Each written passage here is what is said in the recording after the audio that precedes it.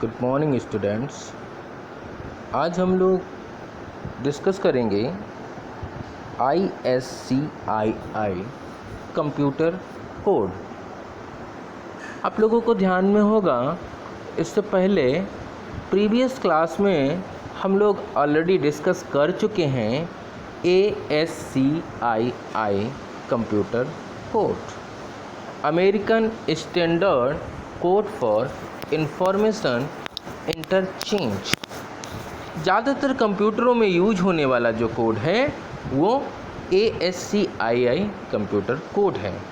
आपने कभी सोचा कि कीबोर्ड से आपने A प्रेस किया, हाउ टू डिस्प्ले या what should be the representation of A in A screen, कैसा दिखता है स्क्रीन पर, कैसा डिस्प्ले होता है, या कंप्यूटर को कैसे पता चलता है कि सपोज आपने K प्रेस किया तो इस तरीके से स्क्रीन पर डिस्प्ले करना है।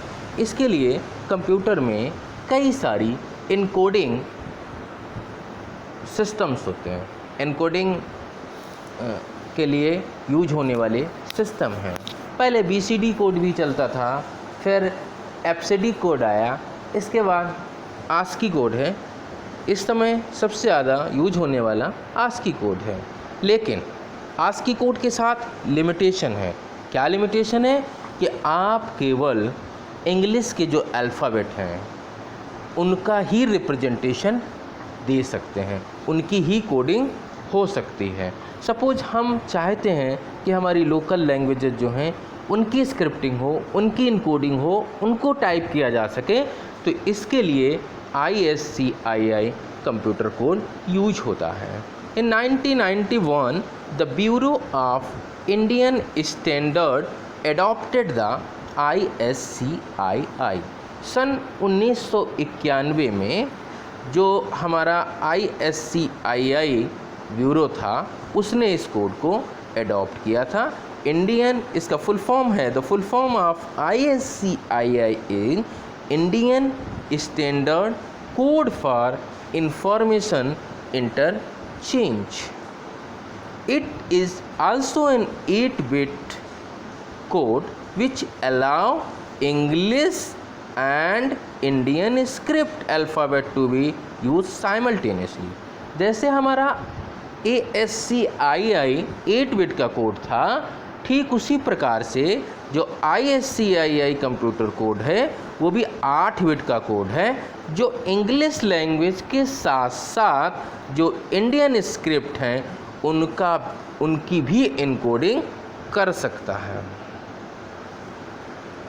ISCII need eight bit for each character. प्रत्येक कैरेक्टर को रिप्रेजेंट करने के लिए 8-बिट का प्रयोग किया जाता है। So it is capable of coding 2 to the power 8 is equal to 256 different characters.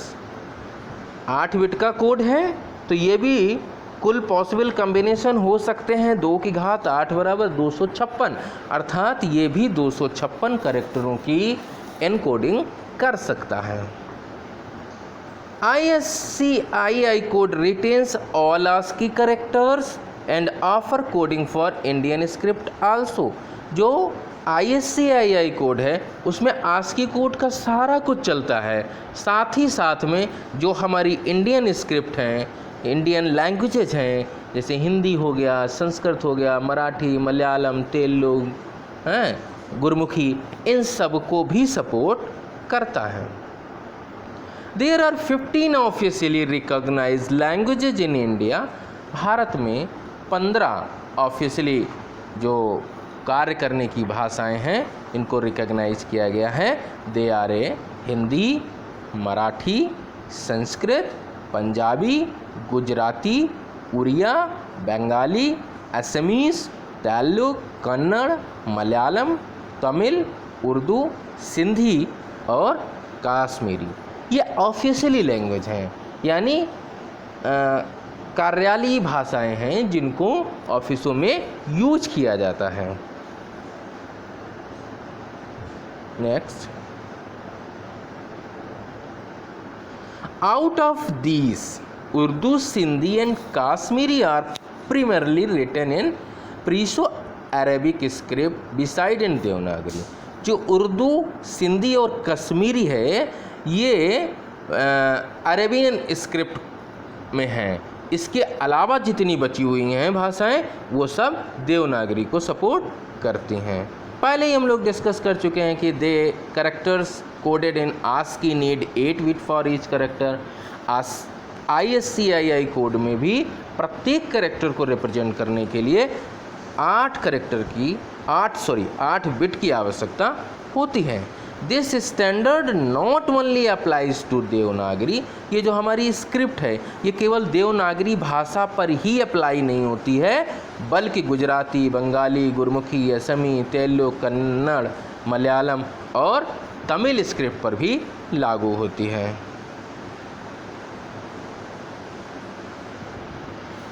इसके बाद मल्टी लैंग्वेज कंप्यूटिंग है जिसको यूनिकोड के नाम से जाना जाता है। एक बहुत बड़ी समस्या थी पहले के समय में। क्या था कि एक प्लेटफॉर्म का जो प्रोग्राम होता था वो दूसरे प्लेटफॉर्म पर एग्जीक्यूट नहीं होता था, यानी प्लेटफॉर्म के ऊपर डिपेंडेंसी थी। एक ब्राउज़र में आपने मान लीजिए कोई वेब पेज खोला तो पता चला ना इंटरनेट एक्सप्लोरर में चल रहा है तो मोजिला में नहीं चल रहा है, या किसी दूसरी उस पर नहीं चल रहा है, ओपेरा है, बहुत सारे हैं, क्रोम है। तो इन सब चीज़ों में इन सारी चीज़ों में जो दिक्कतें थीं उनको यूनिकोड यानी यूनिवर्सल कोड एक डेवलप कर दिया गया जो सबके लिए एप्लीकेबल होता है, सारे प्लेटफॉर्म को सपोर्ट करता है। जो प्लेटफॉर्म की डिपेंडेंसी थी उसको इसमें रिमूव कर दिया गया है। Unicode is a new universal coding standard adopted by all new platform. जो यूनिकोड है एक नया यूनिवर्सल कोड है जिसको सारे प्लेटफॉर्म पर अडॉप्ट किया गया है। किसी भी प्लेटफॉर्म पर आप उसको एग्जीक्यूट करा सकते हैं। Unicode provides a unique number for every character.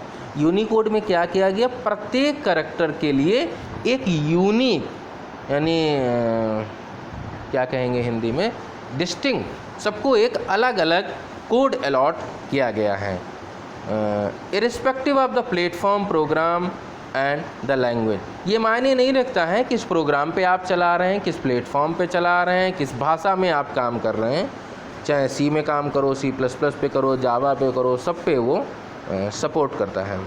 ऐसा नहीं कि सी में सपोर्ट कर रहा है तो जावा में नहीं चल रहा है। Okay, it is a character coding system design to support the world wide interchange. ये क्या है, ये भी एक प्रकार की इनकोडिंग सिस्टम ही है जिसको वर्ल्ड वाइड यानी पूरे विश्व व्यापी है, संपूर्ण वर्ल्ड में इसको यूज किया जाता है इंटरचेंजिंग के लिए, प्रोसेसिंग के लिए, display of the written text of the driver language.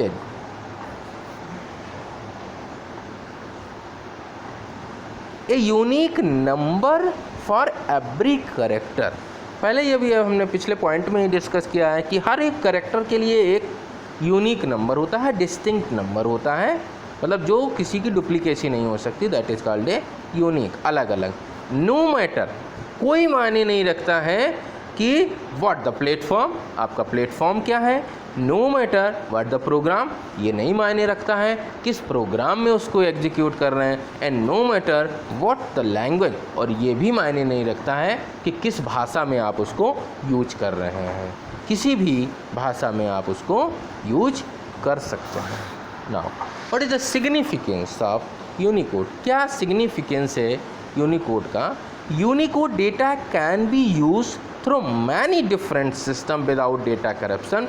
आप अलग अलग सिस्टम्स में इस कोड को यूज कर सकते हैं बिना डेटा के करप्शन के, बिना डेटा के करप्ट हो किए हुए। Unicode represents a single encoding scheme for all language and character.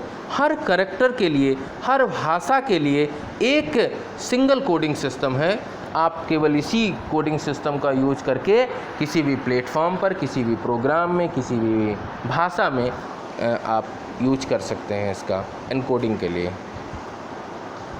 Unicode is a common point in the conversion between other character encoding scheme.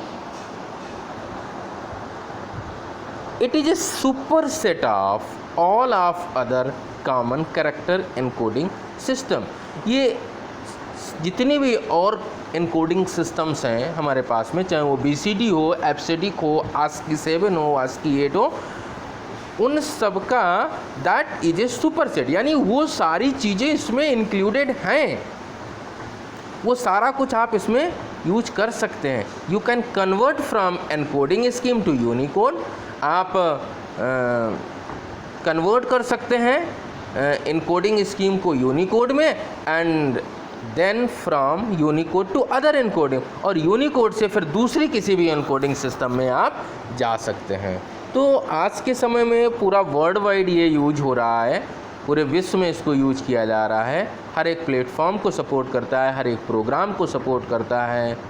Unicode is the preferred encoding scheme used by XML based tool. जो extended markup languages हैं उसको में ज़्यादा इसको prefer किया जाता है। जो हमारे वेब पेजेस बनते हैं, इंटरनेट के पेजेस बनते हैं, उसमें इसका बहुत यूज होता है। तो इस तरीके से इसको आप नोट कर लीजिए। इतना हुआ। कल एक टॉपिक और इसमें बचा हुआ है, नेक्स्ट क्लास में हम लोग डिस्कस करेंगे। इसके बाद कोड समाप्त हो जाएगा, फिर बूलियन अलजेब्रा और लॉजिक गेट स्टार्ट करेंगे। Thank you.